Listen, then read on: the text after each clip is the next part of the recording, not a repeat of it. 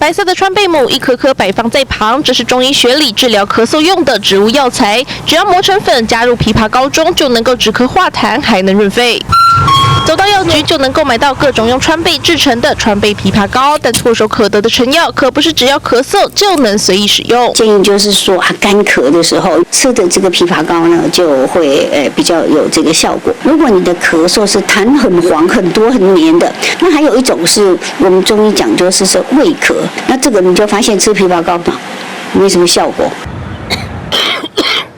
除非像是这一种咳嗽声没有大量积痰，纯粹因为天候因素、过敏源引起的干咳，搭配热水饮用立即见效。但如果是因为感冒症状或是因为胃食道逆流引起的咳嗽，就不适用。不过，就算民众出现干咳症状，也不是人人都能吃。如果说是孕妇啦，这个部分要小心。那还有，它这个有时候因为它有一点粘稠性，那里面有一些黑膜、白膜，所以它也会有润肠的效果。猪背本身也有润肠的效果，所以如果你正在拉肚子的话，我们就不建议吃太多。那甚至于就是浓痰呐这种的啊，这个胃酸严重的，还有糖尿病病人这个血糖啊要控制好的，我们也要注意要小心的。枇杷膏中的枇杷叶有收敛作用，其中的凉润性质并不适合在感冒初期服用，对于正值生理期、怀孕、哺乳期的女性也相当不友善。枇杷膏的功效在于止咳、化痰、润肺，可以用于缓解感冒引起的咳嗽，但却不能治疗流感。枇杷膏并非仙丹，久咳不愈还是得寻求专业医师协助，否则吃错比不吃还糟糕。八大新闻是由林博志台北采访报道。